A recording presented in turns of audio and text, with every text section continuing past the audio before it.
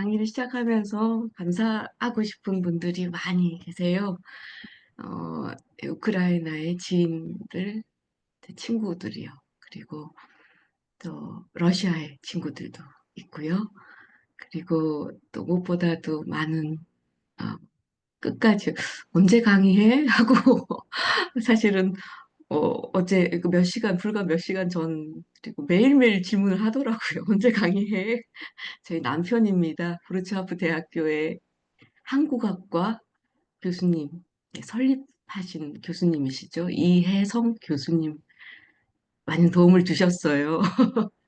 그래서 저 역시 이런 정말 뜻깊은 기회를 통해서 여러분들께 우크라이나 그리고 또 폴란드, 제가 폴란드 브로츠와프에 살고 있기 때문에 폴란드에서 바라본 또 폴란드에서 전하는 동유럽의 정세에 관련해서 어, 말씀드리게 돼서 너무너무 감사하고 특별히 네, 심소희 교수님께 감사 인사드립니다.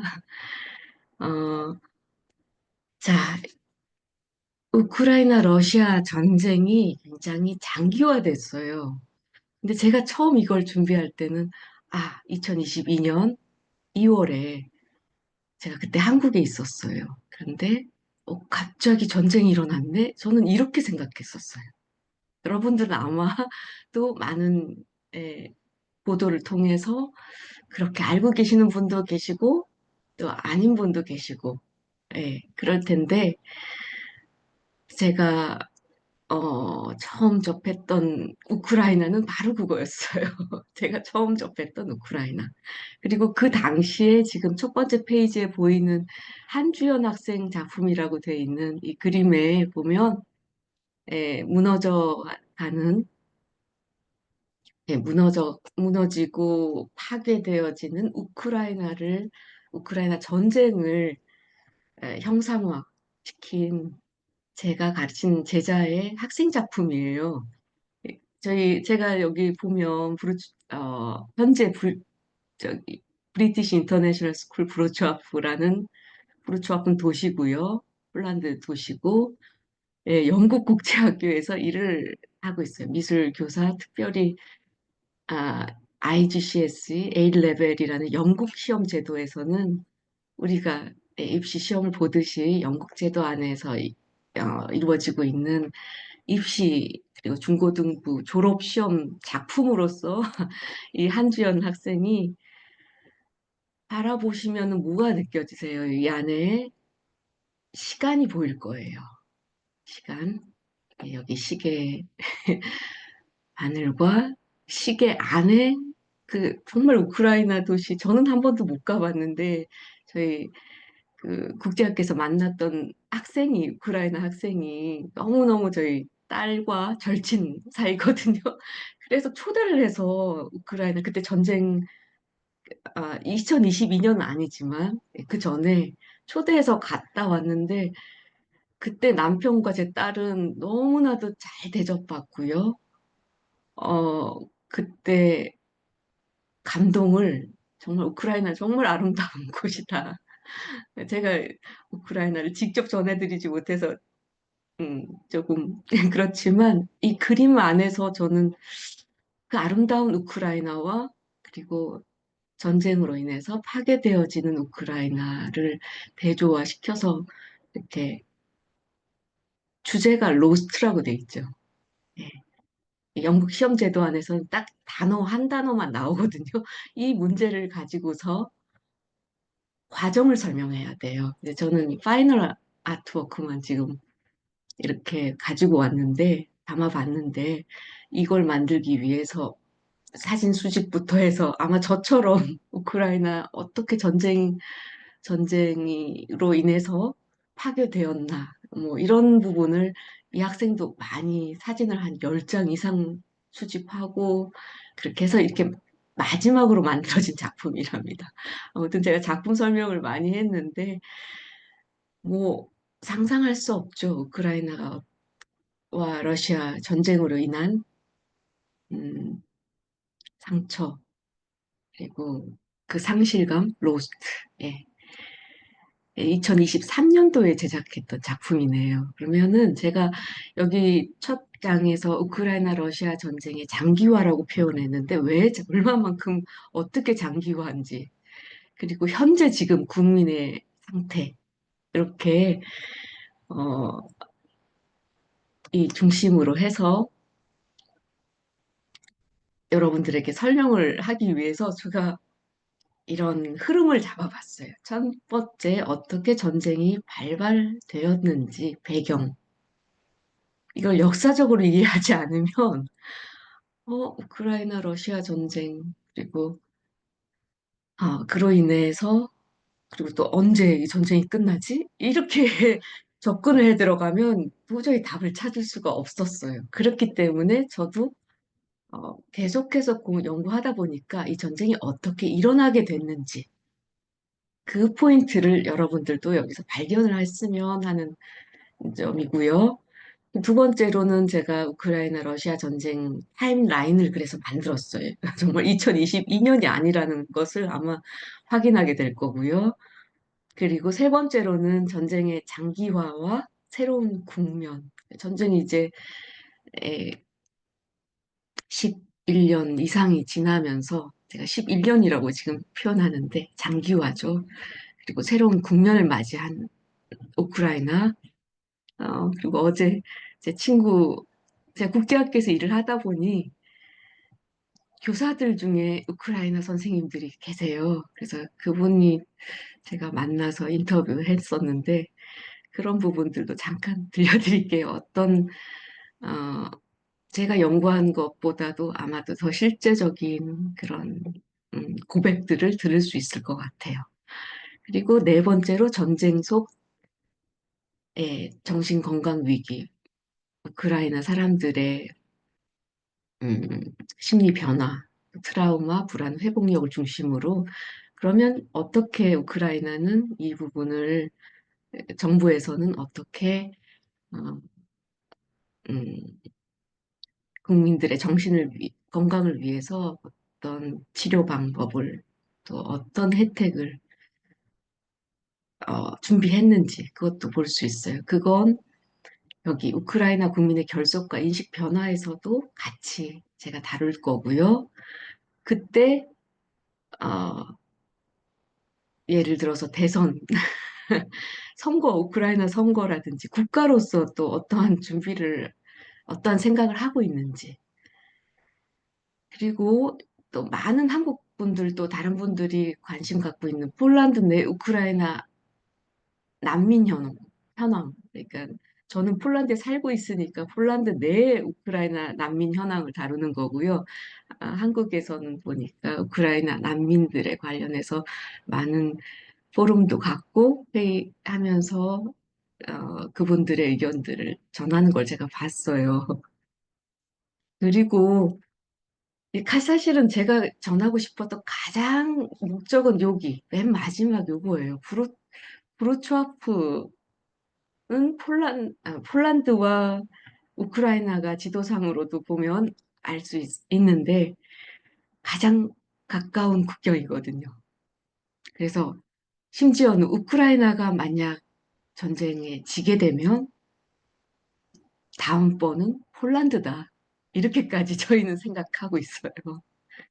그래서 바로 제가 주제에서도 말씀드렸던 폴란드 브로츠와프에서 전하는 예, 그 난민 현황에 대해서 또 그리고 네, 폴란드 브로츠와프는 여러분들이 상상하는 곳 이상이에요. 제가 왜 그렇게 표현을 하냐면 네, 한국 기업이 진출하면서 특별히 얼마만큼의 한국 기업이 있는지도 보시게 될 거고 그리고 학과가 거기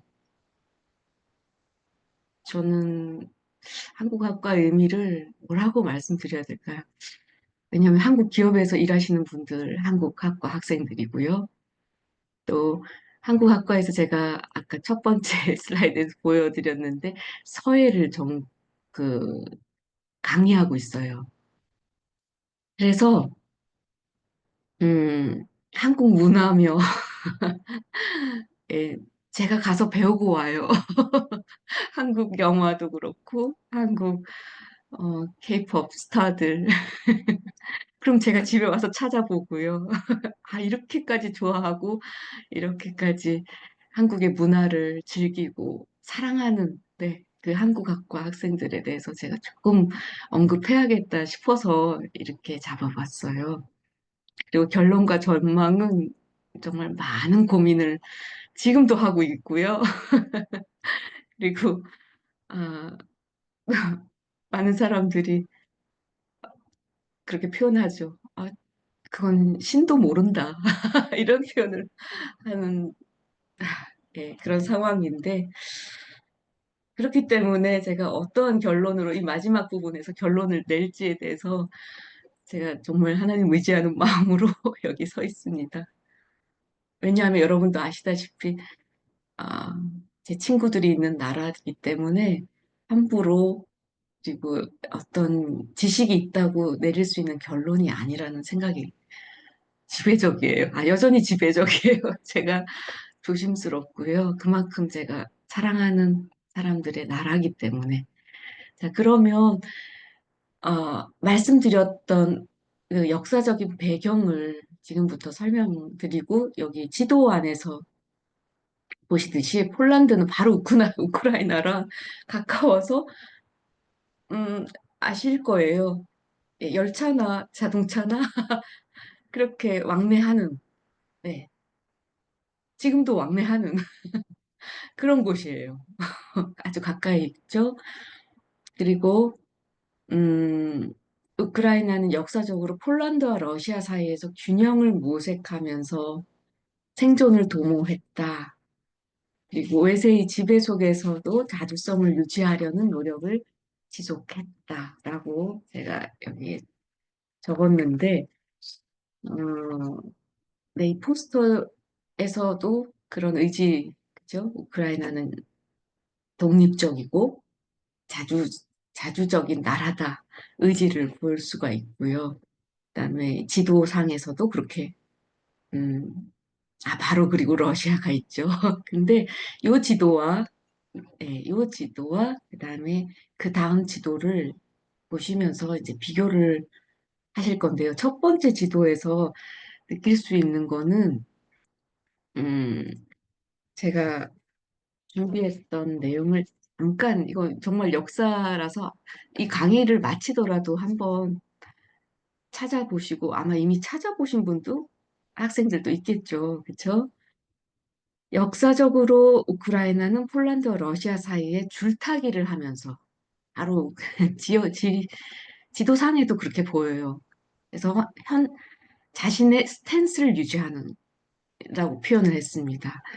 긴 역사를 통해서 한때는 폴란드 편으로 또 한때는 러시아 편으로 아니 편이 아니죠. 러시아의 지배를 받았던 거예요. 그게 19세기에는 19세기는 제가 줄타기라고 표현했는데 19세기에는 폴란드 제2공화국에 그리고 그 지배를 받고 그러니까 외세의 지배를 그렇게 받았던 거죠. 그리고 러시아는 제가 말씀드렸듯이 네 러시아의 지배를 받아서 실제로는 우크라이나 소비에트 사회주의 공화국이라는 이름을 가져요.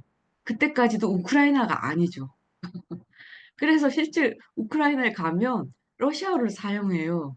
그리고 뭐 예를 들어서 차이콥스키를 우린 러시아 음악가로 알고 있지만 차이콥스키는 외할아버지는 예, 우크라이나 그래서 우크라이나 자주 갔었고 그리고 우크라이나 안에서도 러시아어를 대부분 써서 제가 어, 지인한테 설명할 때 이거 러시아 말인데 보도된 자료도 다 러시아 말인데 하면 아니 그거 우크라이나 보도 자료다라고 표현할 정도로 러시아는 그만큼 우크라이나를 우크라이나가 그러니까 러시아의 종속이 돼 있었던 거죠. 그래서 더 뭐 깊이 말씀드리자면 여기 우크라이나 민족이라는 개념이 태동된 것은 1929년. 당시 그때 또 오스트리아 빈에서 조직되었던 폴란드 갈리치아 지역에서 폴란드 지역에서요 활동했던 우크라이나 민족주의자 조직이라고 할 수 있다고 있고요. 또 우크라이나가 러시아 혁명 이후에 혼란과 끊임없는 전쟁 속에서 여러 차례 독립을 시도하는데 제가 아, 요 그다음 페이지 소비에트 사회주의 공화국 연방 지도를 보면 알 수 있어요. 러시아의 그 규모는 이렇게 러시아 입장에서는 유럽의 왕이다라고 생각할 수 있을 만큼 러시아의 영토가 이만큼 커져 있는 거죠. 그 이름이 소비에트 사회주의 공화국 연방이라는 의미로. 모든 게 합쳐져 있다는 거잖아요. 우리 지금 EU로 유럽이 합쳐져 있는 것처럼 소비에트 사회주의 공화국 연방으로 해서 다 합쳐진 상태였다는 거예요. 그래서 소련은 소련이라는 그거는 제가 여기 보면 합방돼 있었던 그 1922년도. 네, 그거는 제가 타임라인에서도 다시 한 번 더 언급할 거예요. 그래서 1923년 소비에트 연방 헌법 적용을 받았고요. 헌법 적용을 받는다는 건 그쵸? 그 나라 국민이란 얘기 제가 이렇게 말씀드리면은 근데 헌법 적용을 받아야 됐고요. 23년도에 1923년도 그랬고 그래서 우크라이나 소비에트 사회주의 공화국이라는 이름을 갖고 있었던 우크라이나 그러니까 그걸 구성하는 한 나라였던 거죠. 그런데 1991년도에 소련이 해체되면서 독립할 때까지 그렇게 존재했던 거예요. 동- 소련이 해체될 때까지도 그렇게. 여기 요약된 거는 나오죠. 1923년도 우크라이나 소비에트 사회주의 공화국 설립, 소련국의 한 부분, 소련 구성국에 편입됐다. 1991년도 소련 해체 우크라이나는 이때 독립이 됐다라고 돼 있고 그래서 보면은 이제 이런 내용들을 이해를 하고서 이 전쟁에 접근해야 된다라는 게 제 주장이에요. 왜냐하면 러시아의 친구들의 얘기를 들어보면 지금 2022년부터 일어났던 갑작스런 전쟁을 사람들이 그렇게 다 알고 있는 그 전쟁이 일어난 것을 생각하면 러시아 나쁜 러시아 나빴다라고만 생각하는데 이 역사를 바라보면은 우크라이나가 이렇게 말씀드렸듯이 정말 어, 그 사회주의 공화국, 소비에트 사회주의 공화국이라는 이름으로 구성되어 있었다는 거. 그걸, 네. 그거를 어느 정도로 이거는 이혜성 선생님이 사실은 비유하듯이 얘기를 했는데, 예전 조선시대, 우리가 청나라와 만주족을 바라봤던 그런 상황이라고 생각하시면 또 이해가 되실지 모르겠어요. 왜냐하면, 에, 열등하고 미개한 오랑캐라고 저희는 만주족을 그렇게 생각하지만 그때 이 부분도 사실은 제가 천천히 다 읽어보고 싶은 내용이에요. 네, 어, 소중화 사상에 젖어 있던 조선의 지식인들은 명나라에 멸망하고 청나라가 중국 대륙을 장악했음에도 자신이 중화 문명의 계승자다. 야만적인 청나라, 여진족, 만주족, 그러니까 그 오랑캐들을 멸시해 왔죠. 문화적 자부심이 충만했던, 어쩌면은 너무나 과도했던 조선의 입장에서 군사적으로만 강대한 만주족들을 문화적으로 무시해 왔다. 그래서 조선의 순종적이고 유화적이었던 만주족들을 동화시키고 우호적으로 받아들인 것과는 대조적으로 청나라를 세운 강대한 만주족들을 이미 17세기 이후에 세계 대국으로 성장한 여전히 열등하고 미개한 오랑캐라고 치부했던 것처럼 그 당시 폴란드는 우크라이나를 또 그렇게 봤거든요. 왜? 소비에트 사회주의 공화국 그 연방에 있던 그래서 한때는 폴란드 쪽에 한때는 또 그렇게 소련 쪽에 러시아 쪽에 접해 있었던 그 우크라이나가 왜 그런 반응을 보이냐면 제가 어, 타임라인을, 그게 여기에 설명되고 있습니다. 폴란드와 우크라이나 관계에서 보면 우크라이나를 2등 국민 취급하는 거죠. 네.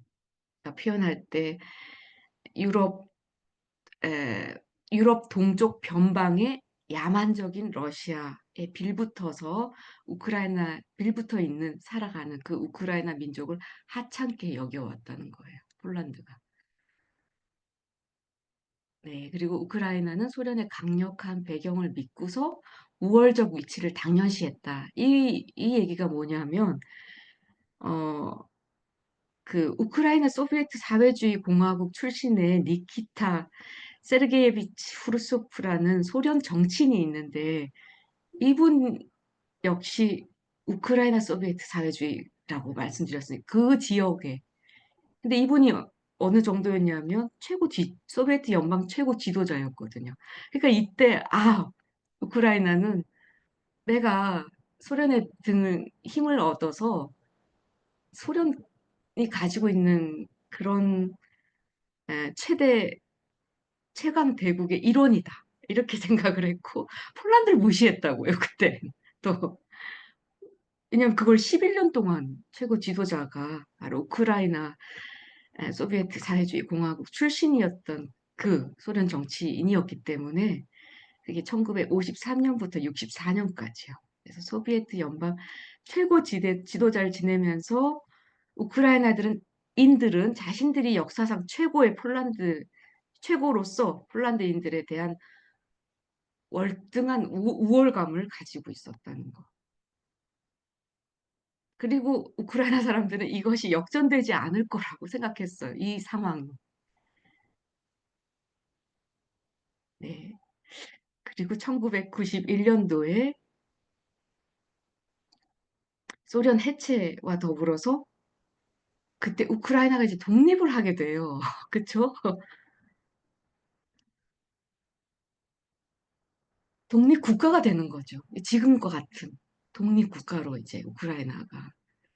그래서 그때 우크라이나 민족들은 그래, 이제는 그러면 내가 소련이 붕괴됐으니까 러시아와 대등한 관계를 지향하게 되는 거죠.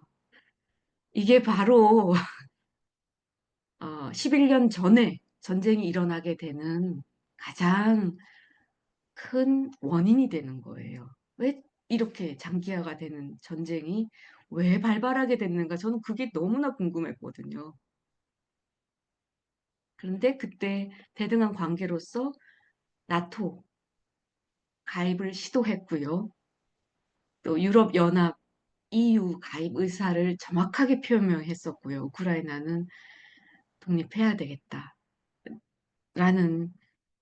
근데 이 러시아랑 그때부터 갈등과 긴장이 이제 고조되는 거죠. 왜냐하면 러시아는 나토 확장을 강하게 경계했기 때문에. 네. 그리고 2014년 크림반도를 무력으로 병합해요. 러시아가 무력으로 병합해요. 이게 바로 거슬러 올라가면 전쟁이 이제 시작되는 그리고 돈바스 분쟁이라고 나오는데 제 친구가 여기에 돈바스에서 살았던 친구라서 그 친구는 2014년 바로 그렇게 제가 이 동영상을 보여줄 수 있는 시간이 있으면 좋겠는데 돈바스 분쟁이라고 나오잖아요. 네, 돈바스에서 살았던 그제 교사 어, 동료죠. 네, 동료 증언에 의하면 돈바스에서 살다가 그때부터 이미 난민을 다 시작하는 거죠. 거기 왜냐면 계속해서 밀려서 이제는 도저히 우크라이나에서 살 수 없다라고 이미 11년 전부터 준비한 사람도 있고요. 지금 여기 나와 있는 사람들을 보면 일단 우크라이나 난민들의 모습을 보면 저희가 생각하는 또 난민 그러면 굉장히 어렵고 이런 부류의 난민들도 있어요. 예, 정말 힘들고 그렇지만 감사하게도 그 친구의 인터뷰에 의하면 너무나 좋은 사람들을 많이 만났다. 폴란드에서 많은 도움을 받고 많은 좋은 사람들을 만난 덕분에 어, 지금의 생활에 굉장히 만족하고요.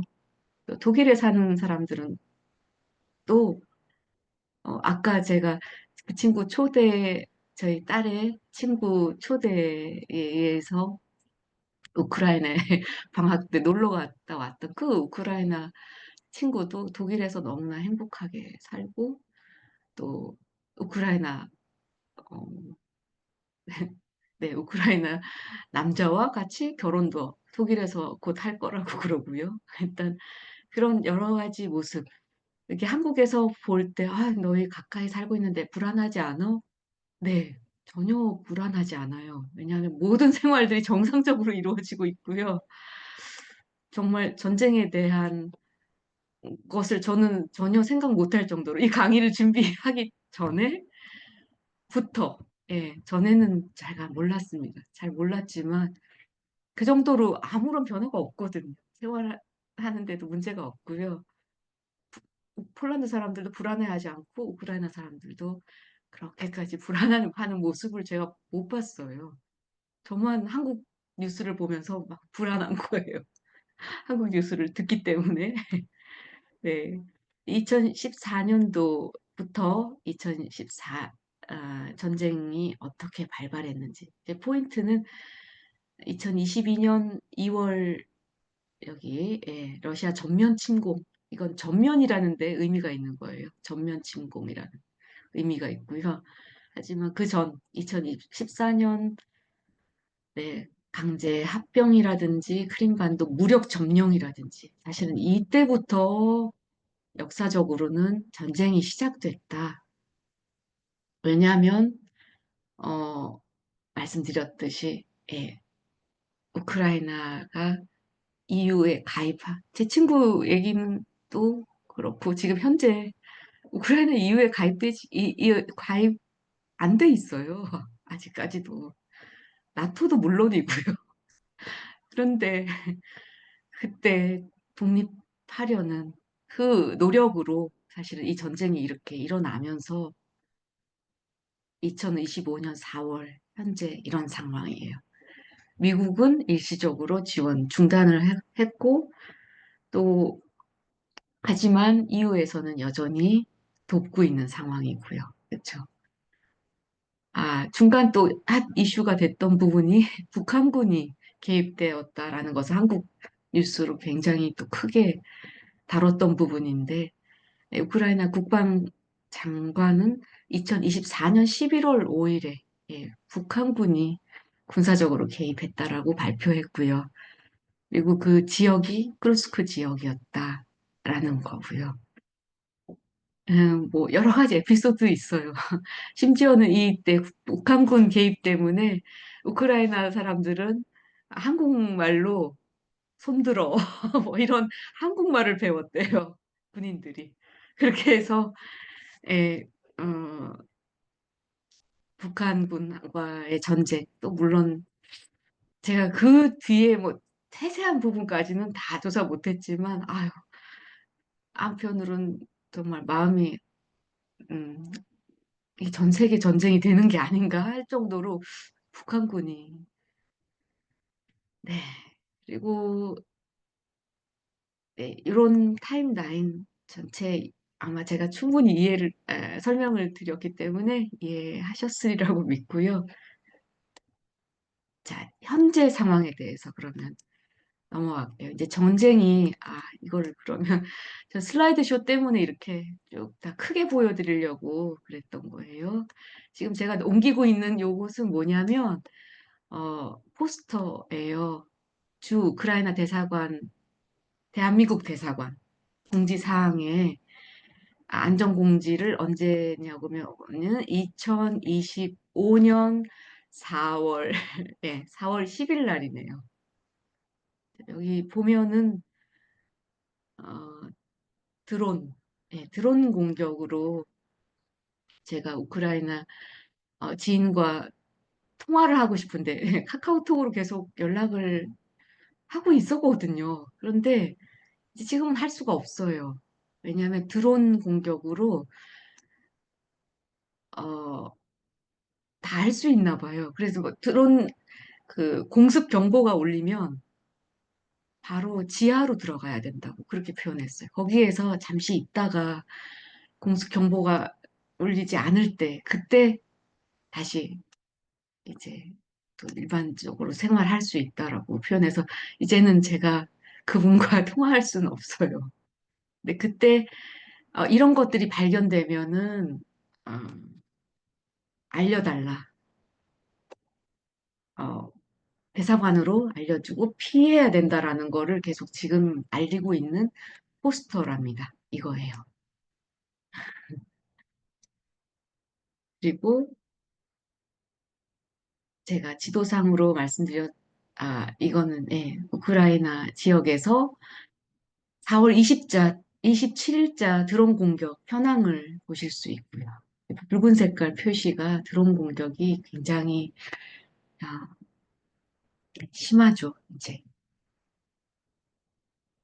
그래서 아까 처음 언급했듯이 이런 전쟁의 장기화 속에서 국민 전신의 건강을 위협받고 그리고 어, 뭐죠? 이 지역 독립신문에서 여러분들은 하나하나 한번 다 찾아보셨을 것 같고 아마 보시고 우크라이나 남부 지역 제가 이거 보면서 이거 러시아 신문 아니냐 그랬더니 이거 러시아 말로 돼 있지만 우크라이나 신문이다. 지역 독립 언론 신문이다라고.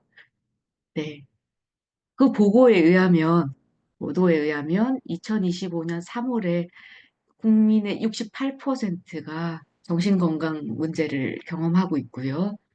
그리고 PTSD, 외상 후 스트레스 장애가 32%, 그리고 불안감으로 고통받는 73%로, 그리고 신경과민 증세로 72%. 그 재정적으로 어렵고, 그렇죠?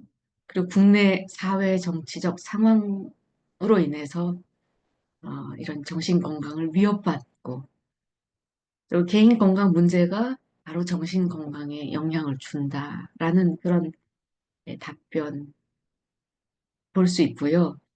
그리고 그라도스 리서치 조사에서는 지난 6개월 동안은 40%의 우크라이나인들이 심리적 지원이 필요하다고 느꼈다.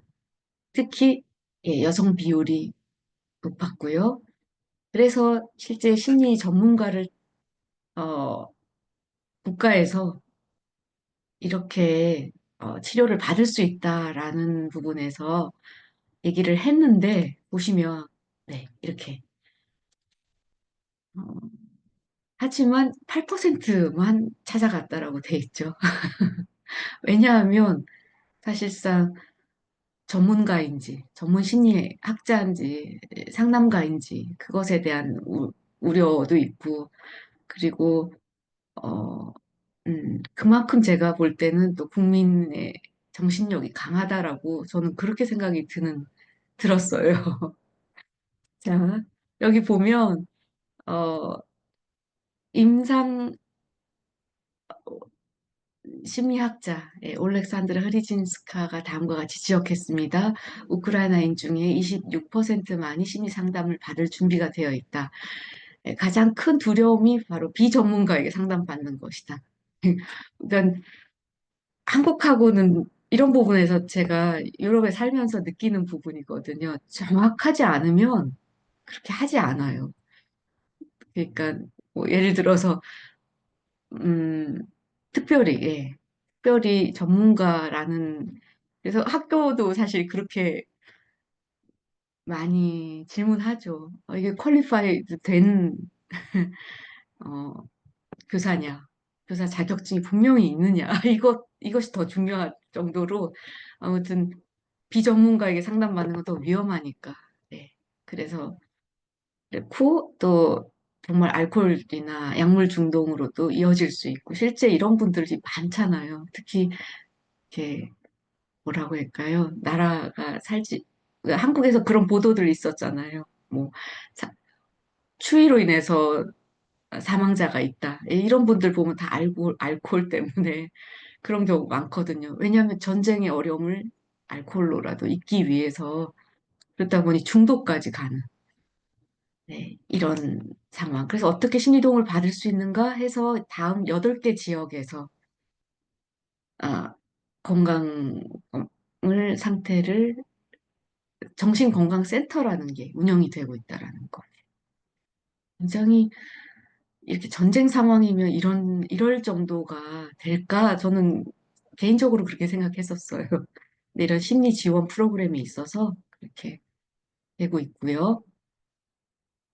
그리고 이런 부분조차도 다 사실상 제가 여기 네, 우크라이나 현재 대통령 사진도 넣어봤는데요. 음, 이런 일들을 다 가능하게 했던 부분, 가능하게 국가적으로 말이에요. 그래서 제가 여기 사진을 한번 넣어봤어요. 그리고 이 부분이 뒤에 어떻게 이어지는지도 아마 연결될 수 있어서 그래서 1차 진료 이렇게 받고 외래 진료 이렇게 받고 입원 치료 이동형 방문 진료도 이렇게 받을 수 있다. 그래서 국가가 의료기관을 이렇게 지도하는 부분도 봤고요. 아, 네.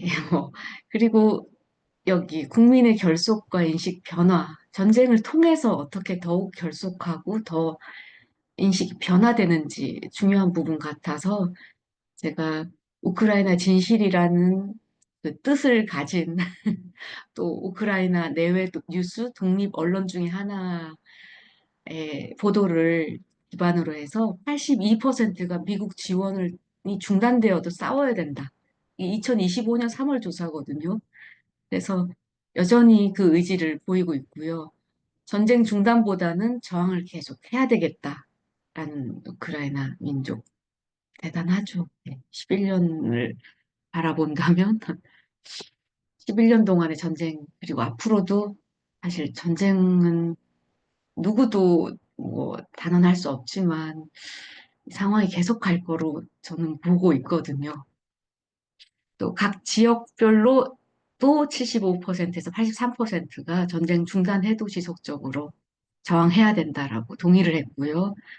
그다음 키이우 국제사회연구소에서 이런 실시 자료가 여기 푸른 색깔이 82%, 미국 지원 중단에도 싸워야 된다라는. 그리고 여기 네, 제가 궁금했거든요. 왜냐하면 지금 대통령, 젤렌스키 대통령에 대한 신뢰 수준이 69%로 상승했고요.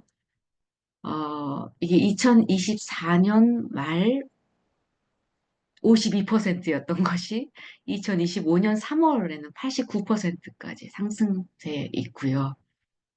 그래서 전쟁 장기화 속에서 리더십이 더 강화되었고, 그리고 주된 신뢰 이유가 바로 국가의 이익을 대변하는 대통령으로서 인식되어져 있고, 모두가 전 세계가 그렇게 또 생각한다고 생각이 듭니다. 그리고 어, 최근 또 제가 가장 최근에 자료로서 확인한 바에 의하면 2025년 4월 13일에 스무에서 끔찍한 공격이 이루어졌는데 그때 또 우크라이나 대통령이 이렇게 발표했죠. 세계는 강력한 반응을 보여야 합니다.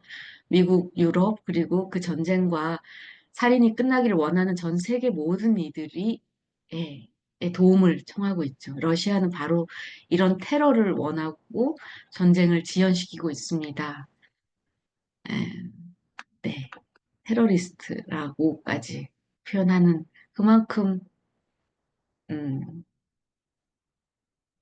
반드시 우크라이나를 지켜내겠다라는 의도.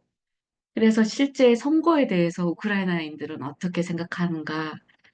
어, 예, 소치시 연구소 2025년 저는 그래서 가급적 최근 자료를 수집하려고 노력했어요. 보통 다른 자료들 어, 왜냐하면 현재가 궁금했고요, 미래가 궁금했기 때문에 그래서 63%가 전쟁 중에서는 선거 반대하고요. 물론 그리고 의회와 대통령 동시 선거를 지지하는 것이 29%로. 왜냐하면 안보가 불안정하고 국가 통합이 우선이기 때문에. 네. 그래서 선거까지 우크라이나 자체를 제가 계속 살펴봤어요. 진짜 여기서 할 수 있는 한 계속 살펴보는 가운데 어, 네, 우크라이나를 알리고 싶었고요. 그게 사실은 제가 하고 있는 프레젠테이션 네, 목적이기도 하죠. 우크라이나를 알리고 싶었어요. 자, 이제 난민과 관련해서 제가 빨리 또 설명을 드려야 되는데 이렇게 많은 분들이 바로 여기 국경이에요. 네, 국경 넘어오고 있는 모습을 관련 자료, 유엔 난민기구에서 제가 자료를 담아왔고요. 아이고, 그리고 네, 87% 해외 난민 귀환을 긍정으로 생각하고 있다라는 거 2025년 보도고요. 자, 그래서 이것은 어떤 의미냐면 음, 돌아오는 우크라이나 난민들을 말하는 거예요. 이제 떠났던 우크라이나 난민들이 우크라이나 본국으로 돌아올 때 우크라이나 국민들의 반응이 정말 긍정적으로 떠났지만, 나라를 떠났지만, 87%가 해외 난민을 귀환을 긍정적으로 생각한다는 것. 왜냐하면 지금 다들 성공했고요. 난민들 보면, 다들이란 표현이 너무 애매하긴 하지만 굉장히 행복하게 경제적으로 안정돼 있고 교육적으로도 안정이 돼 있어요. 유치원도 난민들을 전부 다 무료로, 무상으로, 교육받을 기회가 주어져 있고요. 네, 제가 지금 말씀드린 건 폴란드를 말씀드리는 거예요. 여기도 2025년 4월 기준 제가 관련 자료를 찾았던 거죠. 그래서 유럽연합은 난민 보호 기간을 2026년 3월 4일까지로 이제 연장을 했어요. 계속해서 보호한다는 건 법적으로도 보호한다는 뜻이거든요. 그래서 실제 제가 브로츠와프에서 어떻게 법적으로 보호하고 있는지도 설명을 드릴게요. 그래서 진짜 폴란드 브로츠와프 제가 빨리빨리 브로츠와프로 넘어와야 되니까 네. 브로츠와프에서 우크라이나 난민들의 이건 숫자상인데 사실 제가 이걸 준비하면서 가장 그러니까 굉장히 재밌는 일화며 뭐 이런 내용들을 담은 그렇죠. 그 내용을 한번 같이 공유를 해야 되는데 네. 그래서 이렇게 우크라이나 난민들이 폴란드 사회에 적극적으로 통합되고 있다는 거. 너무 적응을 잘하세요. 그 적응을 왜 잘하는지 이 부분을 제가 공유를 하고 싶었던 거예요. 네, 일단 전체적으로 브로츠와프 상황에 대해서 먼저 설명을 드릴게요. 폴란드 내에 한국 기업이 아까 말씀드렸듯이 이렇게 많은 기업이 나와 있고, 그래서 이 얘기는 바로 우크라이나뿐만 아니라 우크라이나의 직원들을 폴란드 내에 있는 한국 기업들이 고용을 하죠. 왜냐하면 어, 폴란드 사람처럼 폴란드어도 잘하고요. 아까 말씀드렸듯이 그 우크라이나어와 폴란드어는 예를 들어서 뭐 약간의 과장이긴 하지만 저기 조선족들이 한국에 오면 한국 적응을 잘 하잖아요. 언어 때문에 약간의 어려움은 있지만 아마 한 달 정도면은 한국에서 그 정도. 그러니까 서로가 의사소통 할 수 있는 거죠. 그렇게 제가 비유로 들자면 우크라이나인들이 폴란드 언어는 다르지만 비슷하기 때문에 바로 적응을 하게 되니까 한국 기업에서 우크라이나 직원들을 많이 고용을 했죠. 네. 여기 있네요. 그래서 한국 기업 진출이 굉장히 의미가 있고 또 제가 한국인으로서 또 한국 학과도 굉장히 중요하다는 말씀을 제가 드렸고요. 지금 물론 한국에 사시는 분들, 폴란드에 살고 계시는 분들은, 아유, 그래도 외국 생활이 힘들어요. 이렇게 얘기하시지만, 제가 볼 때는 지금 천국에서, 브루츠와프는 한국인들에겐 천국에서, 천국과 같은 곳에서 살고 있다라고 말씀드릴 만큼, 여기 보이시죠? 한국 식당이 28개, 뭐, 슈퍼가 7군데, 미장원 있고요. 이전에는 이런 거 없었어요. 이혜성 교수님이 공부할 당시만 해도 사회주의 시절이었죠. 1991년도. 그래서 빵을 타먹고 배추가 다 이렇게 배추가 없었기 때문이죠. 그러니까 배추가 상태가 안 좋은데도 김치를 담아 먹기 위해서 그렇게 배추를 사야 되는 그런 상황이었지만 지금은 모든 마켓마다 김치를 다 먹을 수가 있어요. 왜냐하면 김치가 너무 맛있으니까 폴란드인들이 사 먹으려고 대형 마켓 있잖아요. 한국에도 있는 마켓들, 까르푸나 오션이나 뭐 이런 마켓, 아, 또 하나가 생각이 왜 안 나죠? 큰 마켓인데 다 있어요. 김치는 어디서든 살 수 있는 그런.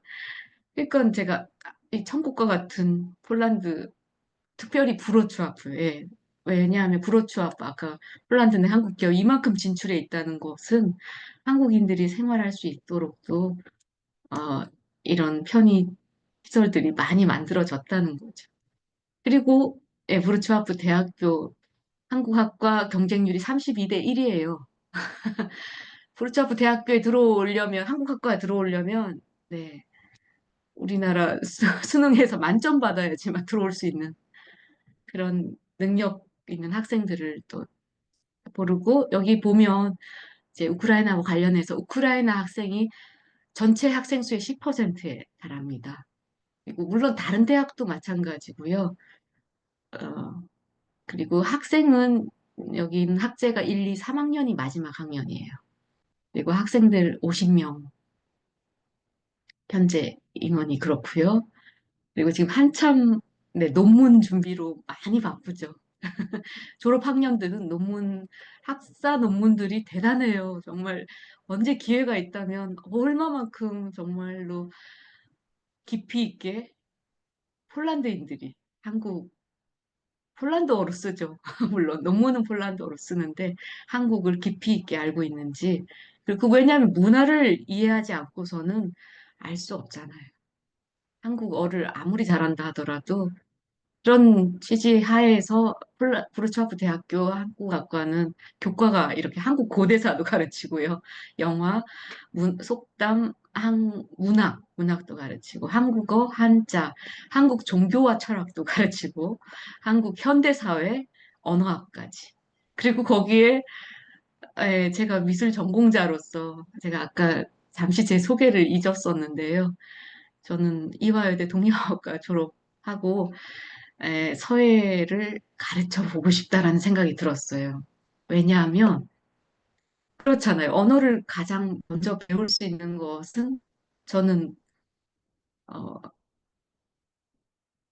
뭐 영어도 마찬가지지만 미술과 언어가 합해질 때 그리고 또 노래를 통해서 그런 문화를 통해서 언어를 접한다. 그리고 언어를 이해한다라는 그런 생각에서 제가 그냥 아이디어였어요. 근데 정말 이렇게 여기 사진에서도 보이지만, 네.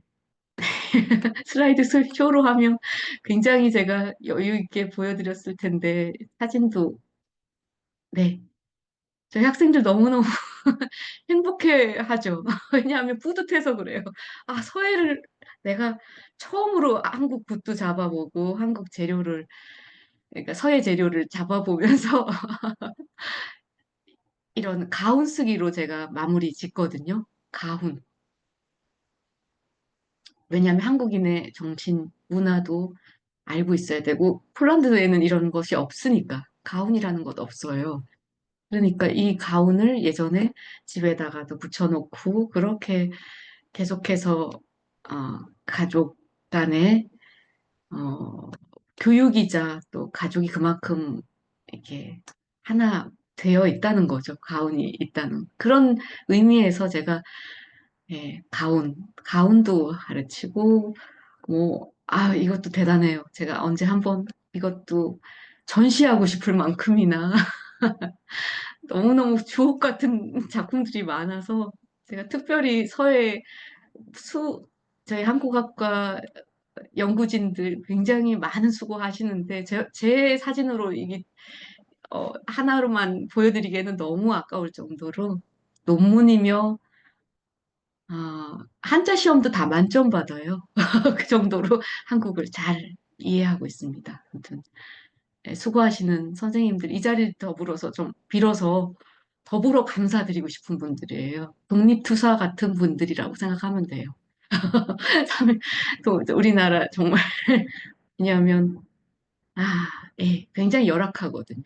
예, 일단은 그런 부분들 있음에도 불구하고 예, 한국학과 여전히 이렇게 한국 기업도 물론이고 그리고 우크라이나 난민들도 우크라이나인들이 그렇게 또 공부를 잘하죠. 네, 그래서 난민들 지역 사회 적응 사회에 대해서 제가 이렇게 정리해 봤고요.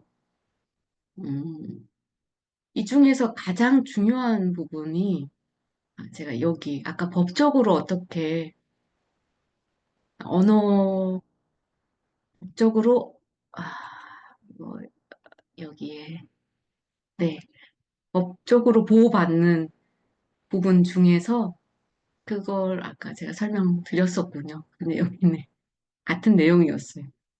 그래서 정보 상담 그리고 심리 지원도 하고 있고 이런 또 브로처아프 사회복지센터라는 게 브로처아프 시정부에서 운영하는 네, 가족 지원을 이렇게 하고 있고요.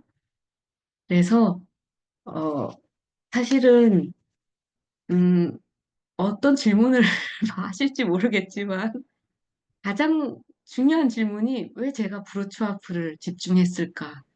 이 부분일 것 같아서 제가 한편으로는 이 부분이 가장 중요한 제가 결론으로서 내고 싶기도 하고요. 근데 결론은 사실 아, 예, 전쟁 이유를 묻다라고 했는데 전쟁 이유는 아무도 알 수 없죠. 전쟁 이전, 이후, 그러니까 전쟁이 끝이 아니라 지금도 계속 되고 있는 전쟁을 볼 때 각자의 입장이 너무 분명하기 때문에 러시아는 러시아대로 그리고 우크라이나는 우크라이나의 자주성을 위해서 끊임없이 노력할 거고 그렇기 때문에 이루어진 계속해서 장기화되고 있는 전쟁이 언제 끝날 것인지 어느 누구도 알 수 없어요.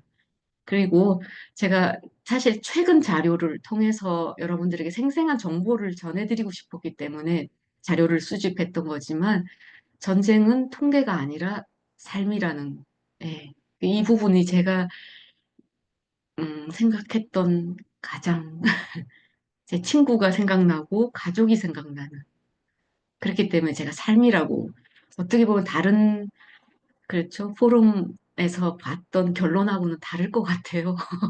제가 내린 결론은요. 굉장히 결론이라고까지 말씀드리기도 죄송스럽다는 게 제 솔직한 고백이죠. 그리고 이런 전쟁에서의 회복과 평화를 위해서 연대는 지속적으로 필요하겠다라는 것과 그리고 제가 이렇게 해서 제가 러시아는 전하지 못했어요. 러시아도 제가 네, 그 지인에게 이 자료 준비하면서 한번 전화를 드린 적이 있었는데 거기는 알고 계시지만 인터넷 사용도 제대로 할 수 없잖아요. 예, 모든 것, 유튜브나 뭐, 모든 것 할 수 없어요. 왜냐하면 러시아가 전쟁을 지금까지 일으키고 있고, 그런 인도주의적인 차원에서 도저히 용납이 안 된다. 이런 의미에서 모든 제재가 지금 가해지고 있는 거잖아요. 그래서, 어, 그때 얘기를 들어보면 러시아 입장에서도 뭐 경제적으로도 언제 이게 회복될지. 왜냐하면 모든 기업들이 다 러시아에서 빠져나가고 있고, 그런 어려움들을 토로했었거든요. 하지만 또 러시아는 말씀드렸지만 유럽의 왕이었던 그런 위치였기 때문에 절대로 나의 이런 어려움을 구구절절 말하고 싶지 않다. 이렇게 표현할 정도로 큰 민족은 분명해요. 러시아인들이 자부심이나 자존감이 굉장히 강하더라고요. 물론 제 친구였지만, 예. 그래서 제가 이렇게 우크라이나만 전해서 저는 동등하게 하고 싶었어요. 제가 연구한 결과에 의하면 동등하게 우크라이나만 힘든 게 아니라 러시아 또 지금 똑같이 어 어쩌면은 그냥 조용하게 정말 그렇게 여러 가지 SNS도 많이 하던 할 수가 없으니까 그런 어떻게 우회적으로 해서 이렇게 하고 있긴 하지만 네 그렇게 이 파워포인트에 관련해서는 그렇게 제가 정리를 했습니다. 그리고 제일 중요한 부분 폴란드와 우크라이나 난민에 관련해서 질문을 하실 것 같아서 제가 준비한 게 있긴 한데 시간이 가능할까요? 선생님. 예, 가능해요, 선생님. 아, 준비하신가요? 네.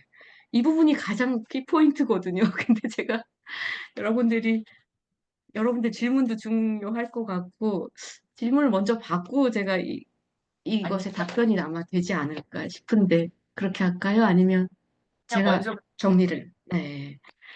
그럼 제가 결론 부분에서 정리할 수 있었던, 왜 우크라이나인들이 폴란드, 그리고 특히 브로초 앞으로 많이 올까요? 이거 첫 번째로, 음, 여러분도 아까 제가 설명드렸듯이 러시아 제외하고 폴란드가 우크라이나와 가장 긴 국경을 접하고 있어요. 긴 국경을. 그래서 전쟁 중인 지금도 폴란드 국경 도시까지 열차와 버스 운행되고 있고요. 그리고 폴란드 곳곳에서 우크라이나 자동차 번호판을 달고 운행하는 차량을 쉽게 볼 수 있어요. 두 번째 이유로 왜 브로츠와프냐? 어, 언어, 폴란드냐? 난민들이 많이 오는 곳이 폴란드인데 그 다음이 언어를 꼽을 수 있어요. 그들과 이야기해 보면 독일로도 가고 싶어 하는 사람들이 꽤 많거든요. 왜냐하면 폴란드보단 독일이 또 월급이 더 많겠죠. 아무래도 어, 네, 그래서 독일로 가려고 이렇게 최종 목적지는 독일로 잡는 그런 경우, 폴란드에 살다가 독일로 가는 그런 경우도 많이 봤고요. 근데 우크라이나가 독일어하고는 너무 다르잖아요. 그래서 제 우크라이나 지인에게 어, 들은 내용으로 의하면 독일어 수업을 우크라이나에서도 받는다고 그랬어요. 우크라이나에 이제 현재 거주하는 사람들도 독일로 가기 위해서 독일어 수업 강의가 그렇게 인기 강의가 됐다고 그래요. 근데 폴란드어는 독일어만큼 그렇게 어렵지 않죠. 네, 왜냐하면 같은 슬라브 계열에 속해 있고 그래서 금방 익혀요. 그리고 또 뭐 예를 들어서 제 남편 친구 중에서 카자흐스탄 출신 아버지는 러시아인이고 어머니는 폴란드인이고 그럴 경우 그 안에서 한 번도 폴란드어를 배우지 못했지 이 경우는 좀 다른 경우네. 그런데 만약에 태어났을 때 우크라이나를 단 한 번도 공부한 적이 없지만은 그 친구가 우크라이나어를 100% 이해한다고 했거든요. 이 사람은 폴란드 사람을 말하는 거예요. 그러니까 폴란드인한테도 우크라이나 배우기가 쉽다는 반대로 얘기하면 네.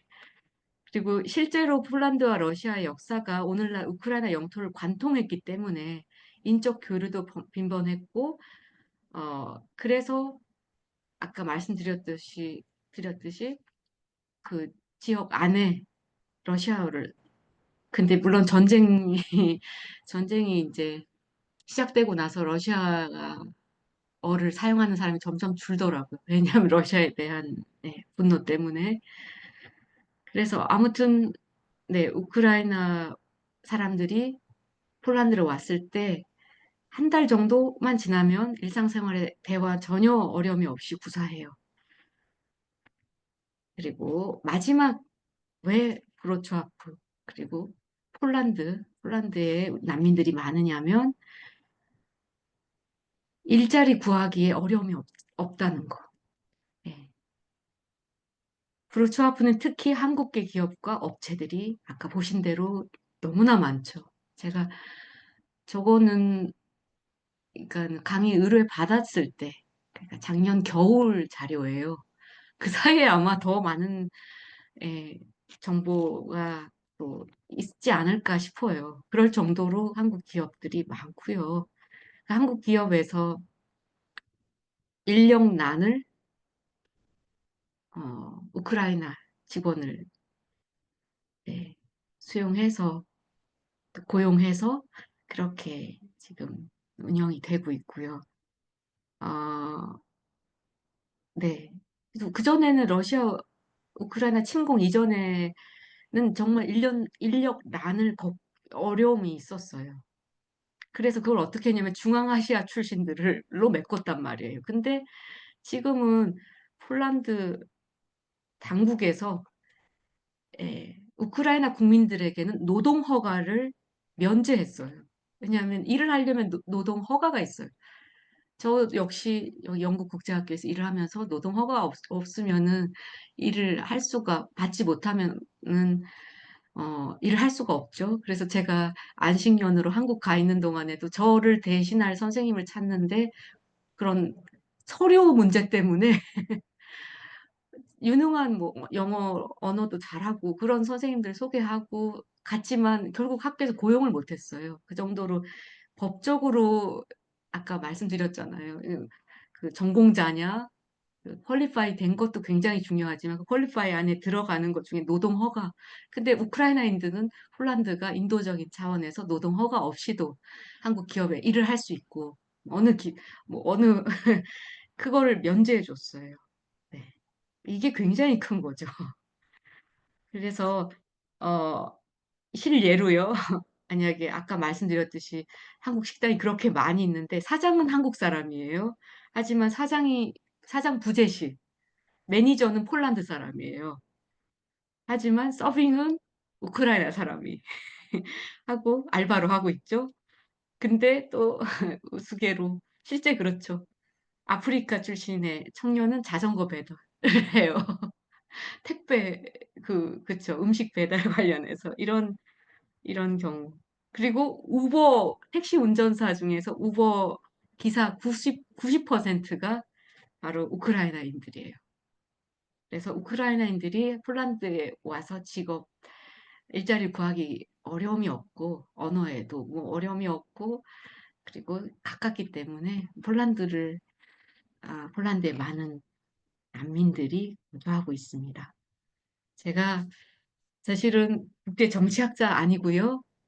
다시 돌아가면 제 원래 그래서 아마도 어떻게 이 강의를 하지만 들으셨는지 모르겠지만 일상 속에서 제가 브루처 앞에서 본 일상 속에서 보고 느낀 것을 중심으로 제가 네, 답변을 했고요. 제가 원래 제 소개 늦었는데 여러분과 같이 제가 90년도 입학했고요. 이화여대 미술대학 동양학과 졸업을 1994년도에 해서 결혼하면서 정말 8개월 아가 첫 아이를 데리고 폴란드로 오게 된 인연이 지금까지 그러니까 1900 네, 26년째 제가 폴란드에 있고요. 그 사이 오, 2006년도부터 지금 있는 브로츠와프. 첫 음, 번째는 크라쿠프에서 미술대학 석사를 전공했고요. 그리고 2006년부터 지금 현재까지 미술교사 한국인 코디네이터로서 근무하고 있어요. 아까 한국 기업이 많다고 제가 보여드렸듯이 그래서 한국 학생 수가 많아요. 물론 국제 학교라서 어, 제가 어, 더 일이 많은 거죠. 왜냐하면 한국 분들의 입학 숫자도 너무 많고요. 네. 여기까지 제 소개도 같이 맨 끝으로 갔는데, 제가 이걸 용감하게 진행했던 이유는 아까 말씀드렸듯이 우크라이나를 소개하고 싶었고요. 그리고 두 번째는 제가 화가로서 여기 지금 파워포인트에는 나와 있지 않은데, 어, 저는 브루츠와프를 그리는 사람이거든요. 또, 왜냐하면 정말 한국 기업이 이곳에 나와서, 어, 아버지의 역할들, 아버지, 오늘 어버이날이기도 한데요. 그 부모님들의 큰 역할이 없었다면, 폴란드 브루츠와프, 이렇게 발전할 수 없죠. 그러니까 함께 상생하는 폴란드와 한국이 함께 공존하는 곳이 바로 브루츠와프라고 생각이 들 만큼, 어, 저에게는 굉장히 중요한 장소이기 때문에, 한국 기업도 그려봤고요. 하늘에서 내려다보는 한국 공장, 한국 기업들을 그려봤고요. 그리고 여기 실제로 주소가, 네, 주소 동 이름이 있잖아요. 무슨 무슨 동. 거기에 보면 서울동이라고 이름이 나와요. 서울스카. 그런 걸 제가 그려봤어요. 너무 감격스럽잖아요. 서울동, 이름, 그러니까는 저기 뭐예요. 아현동 이런 것처럼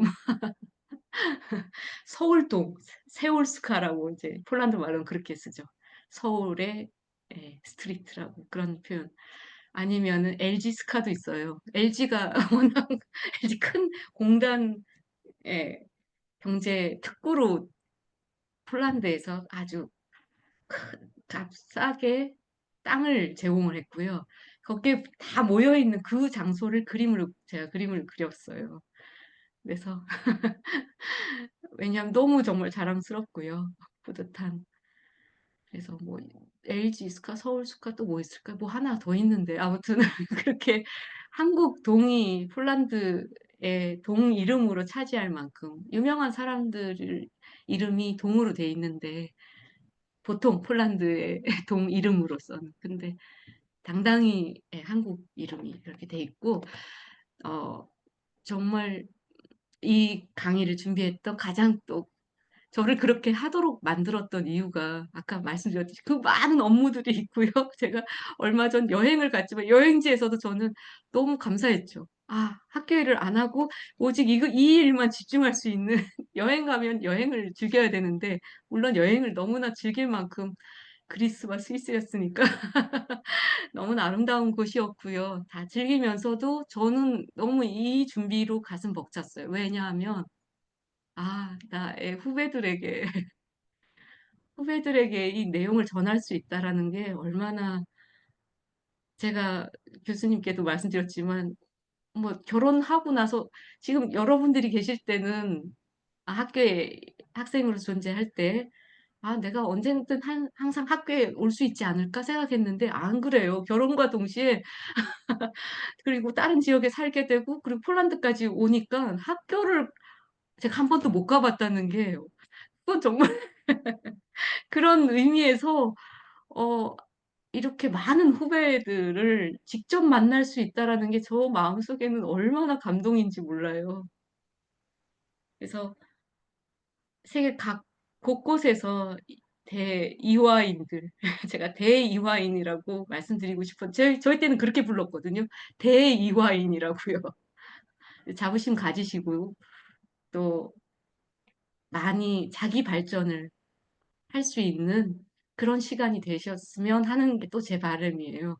왜냐하면 저도 사실은 계속해서 이화여대를 왜 중요하게 생각하냐면 자아 발전을 하게 되는 내 자신을 찾게 되는 곳이 바로 이화여대였기 때문에 그게 출발점이었어요, 저한테.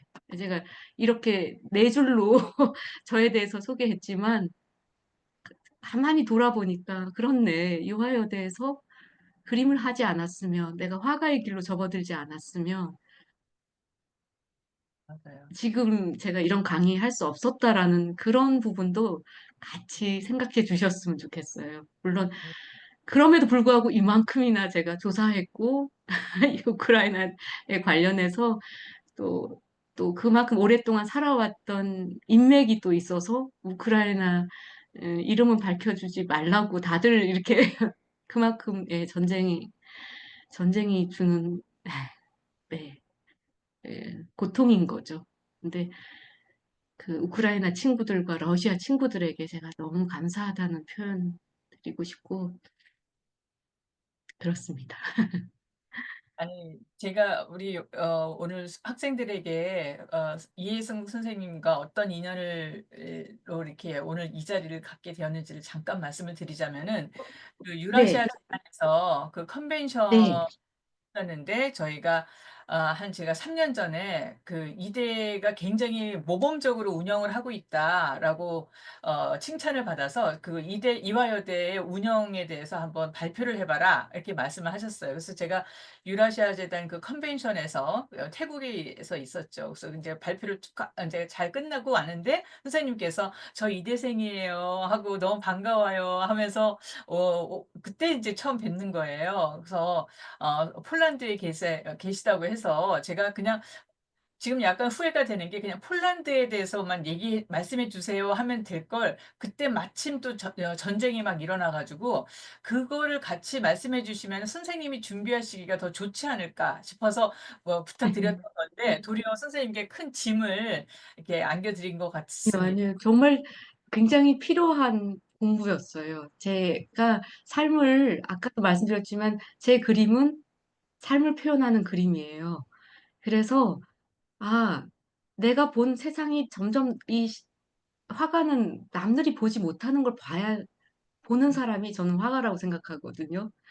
그래서, 아, 이러한 세상, 지금 전 음. 세계가 사실은 전쟁으로 굉장히 몸살을 앓고 있고, 그런데 이런 삶을 볼 수 있었다는 것이 그게 저한테는 굉장히 중요한 거죠. 아까 말씀드렸듯이 통계나 뭐 이런 지식적인 접근이라도 저는 그렇게 처음에는 그렇게 접근을 했었는데 왜냐하면 제 지식을 위해서 근데 그게 아니었어요. 하면 할수록 아마도 어쩌면은 그것이 저한테는 가장 큰 경험이었다.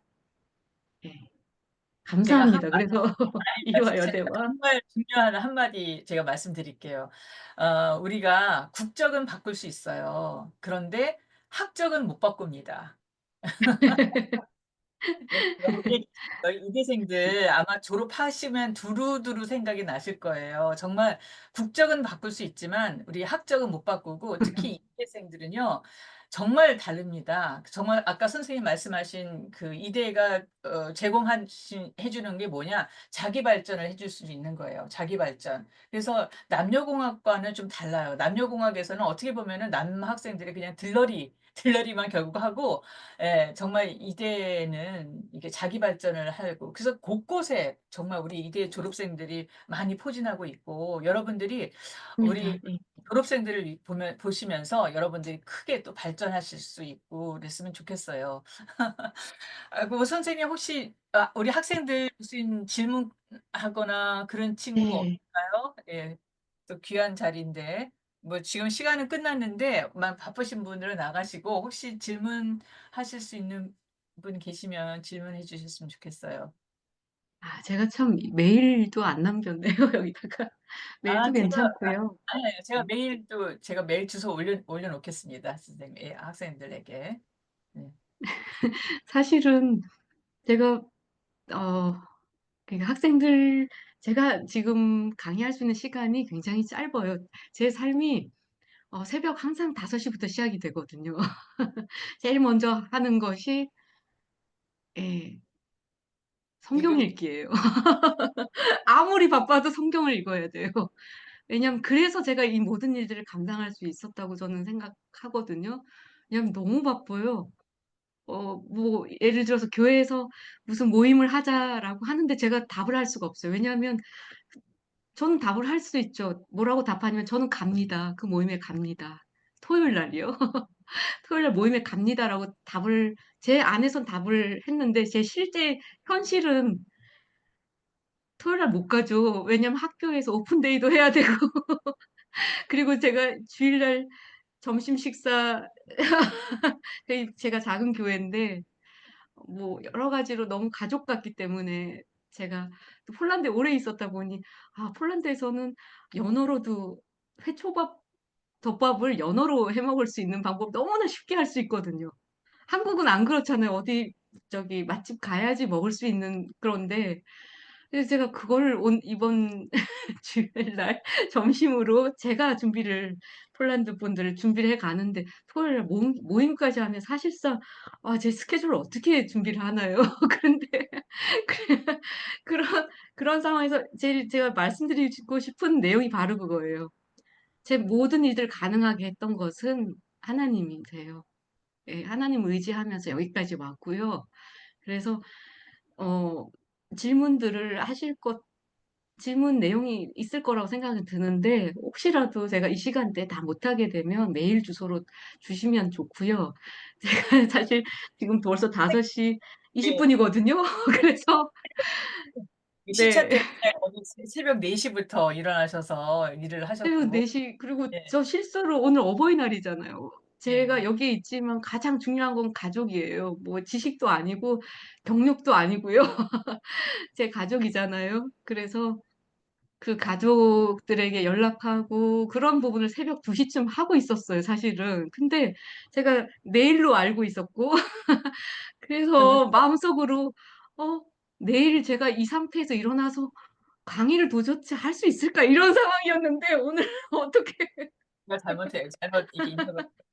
네. 제가 그래서 이 부분도 이걸 빼지도 못하고 잠을 잘 정도로 제가 바쁘게 살고 있다고 생각하시면 이해가 되실 거예요. '옷도 왜 저렇게 말끔하지?' 네 옷을 벗지 못한 상태에서 제가 잠을 잘 정도로 여기 일들이 많아요. 뭐 입학생들이며 아 네. 근데 재밌습니다. 일단 저를 이렇게 어 강의할 수 있도록 네 인도해 주신 제가 하나님께 감사드리고 잊지 마세요. 그 정말 계단을 올라서 지금도 책 풀 시간이 있고 그럴 텐데 그거 채플 굉장히 씨. 중요합니다. 학점 때문에 들어가지 마시고요. 저는 여기 폴란드에서 가장 하나님께 받은 은혜라면 신앙이라고 생각해요. 네. 제 신앙. 하나님 여기서 만난 하나님. 네. 네. 이 학생들이 지금 시간이 이미 끝나서 네. 앞에 학생들이 네. 쪽글을 다 이렇게 작성을 합니다. 그래서 인제 쪽글에다가 선생님 뭐 질문 사항이나 뭐 여러 가지 말씀을 해 주시면은 제가 선생님께 잘 전달을 해 드리겠습니다. 선생님 오늘 그러면 시간이 이미 다 지났고 그래서 오늘 수업은 여기까지 이렇게 하도록 하겠습니다, 선생님. 네. 감사합니다. 네. 너무 반가웠어요. 화면상으로 네. 보이는 학생들 2명 보이는데 굉장히 이 학생들 반가웠고요. 열어 주세요. 그래요. 막 다 막아 놨네. 예. 네. 필수 학생 고마워요. 감사합니다. 네. 좋은 하루 되세요. 저한텐 지금 시작이거든요. 그래서. 고맙습니다. 여러분 수고하셨습니다. 네. 감사합니다.